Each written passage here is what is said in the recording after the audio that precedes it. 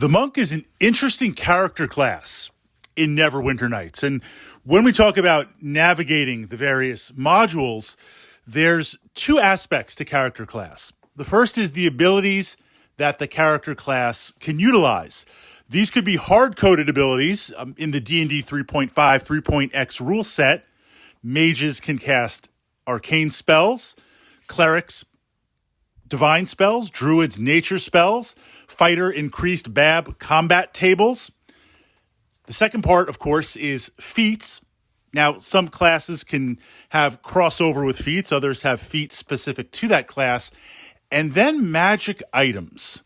Utilizing magic items to boost the character class and to navigate a variety of situations.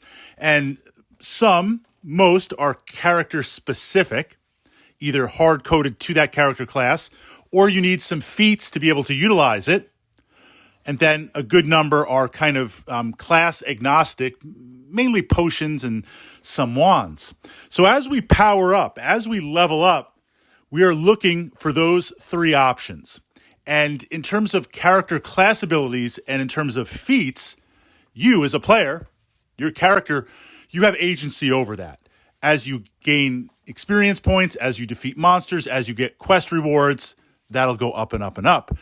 The magic items, no spoilers, they're keyed based on the module. Now, some are randomly pulled, but others are placed very, very specifically, including named items. And then over to the side, as a sidebar, we have certain magic items that you can craft. That with the materials and the items that you find, again, that's dependent on the module. So now we've got that framework and we jump in with the monk. The monk is very, very interesting in that you are not required for any specific gear. Certainly there's magic item gear that is going to make the monk much more effective.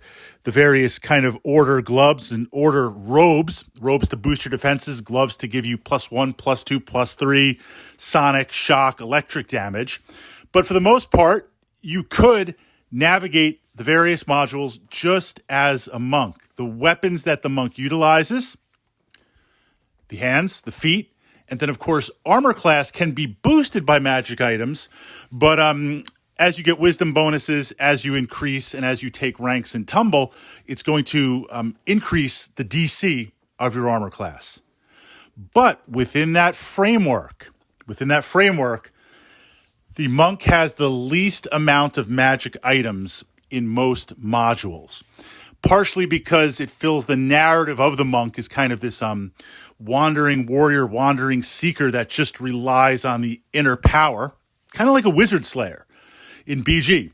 But also this idea of we've got to populate so much in this game, taking into account all of the different character classes. The monk, while it does have some named gear, it really doesn't need that much. It doesn't require that much. But we're missing out a little bit. So how do we utilize this? That's what I want to explore. And then I want to also explore built into the D&D 3.5, 3.x engine. At this point, as of posting this Neverwinter Nights Tactica vlog, we are at D&D version 6. Now, I know if we want to get technical, it's really just an update, a continuation, because that company doesn't want to announce a new edition of D&D, but essentially it's D&D 6. It's a new edition of D&D.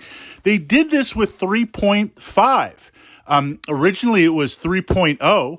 Then they updated it to 3.5, which the Neverwinter Nights engine is based on, so you have to go out and buy all new stuff. And then the two kind of blended into 3.x. So this idea is nothing new, but the Neverwinter Nights game engine makes the assumption that you are going to take multiple character classes. Very rarely will you play a pure class. Now, this gets into character development, but it's very important for the monk. Naturally, some character classes and prestige classes work very well. Ones that have primary attributes or want to do two things. You can play a fighter wizard.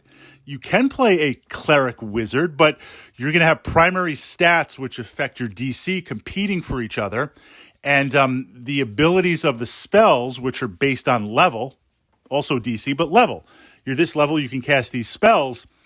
those character levels are going to become diluted between two character classes. So it's not to say you can't do it, but it's not really the best synergy.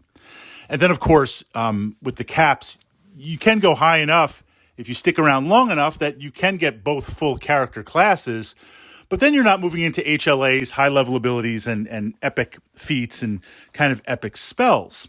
So with this assumption of dipping into multiple character classes, often what you'll see is players will take one level to open something up. And this is not unheard of in Neverwinter Nights. This is the core of D&D 3.5, 3.0, 3.x. An example would be you would play a rogue, primary rogue, but then just take one level of wizard to open up the ability to read all scrolls, to open up the ability to utilize all wands, and to open up the ability with mages to identify things in certain skill checks. It just adds so much for one dip, and it doesn't dilute that power. We see something similar, of course, being the 3.5 engine in Neverwinter Nights.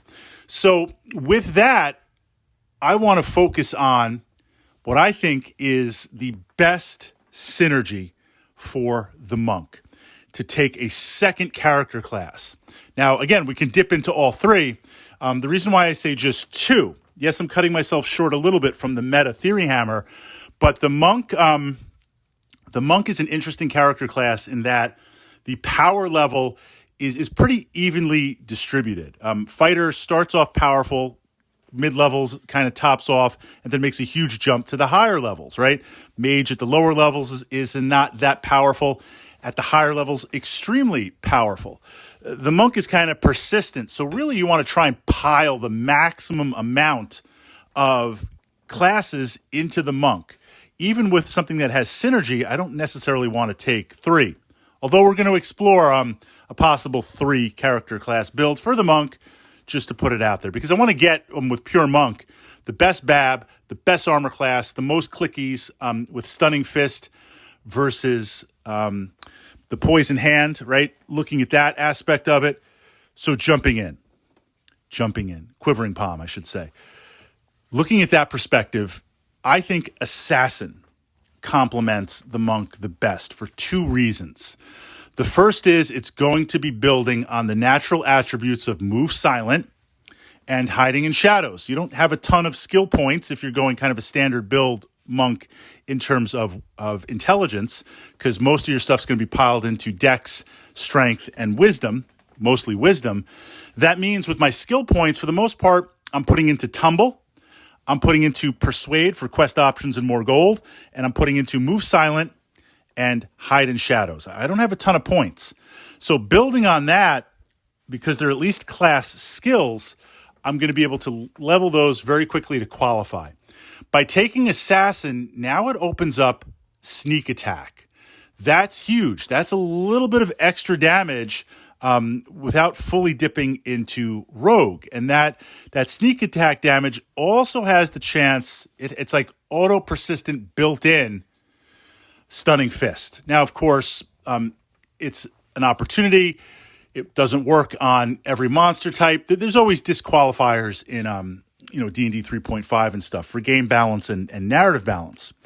But that's going to open up an additional layer of damage that you can take very quickly. Now, whether you go to level 10 or level 5, I think level 5 at a minimum, then you can switch over to a third or continue back into monk.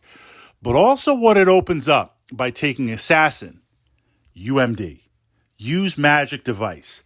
This is like the break all the rules, get out of jail free card for the monk. Well, any character class, but especially the monk, because as you pile points into UMD, Use Magic Device, now you're going to open that up. Now, obviously, if I can wear armor and do things, it's going to shut off and negate my monk ability.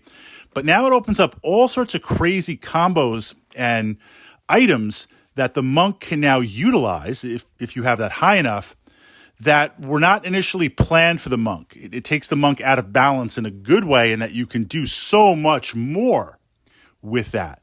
So I always like to dip into Assassin 5 to 10 levels if I'm planning an epic build, get the UMD, continue to do stealth, open up Sneak Attack, open up that. Now, if I'm going to take a third character class, this is where things get really interesting. Shadow Dancer. Most players, and I would agree with this, for the narrative, I've sometimes played, level 5 Rogue and then completely go Shadow Dancer for kind of the fun of it from that perspective. But if I'm playing the meta, dipping into one level of Shadow Dancer buys you pretty much everything that you need. The ability to hide in plain sight as a monk is extremely just crazy. For the most part, I'll just run up and punch everything to death. But the ability to hide and constantly then stack, assassinate, sneak damage, the ability to hide and stunning fist, the ability to just hide in plain sight is absolutely huge.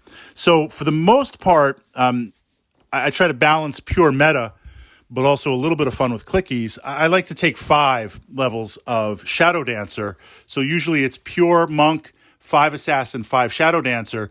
So this way I get the clicky to like summon a shadow and do a couple of other things just to try out different things and have that aspect of it. But it certainly is not required. So exploring it, that's the monk build that I think has a lot of fun, because this restriction in terms of there's not a ton of items for the monk. I mean, there are named ones, but not a ton. UMD bypasses that. Getting that extra damage is so important, is so interesting. And then on top of that, maybe if you want to dip into Shadow Dancer, hide in plain sight, really, really big, really, really powerful.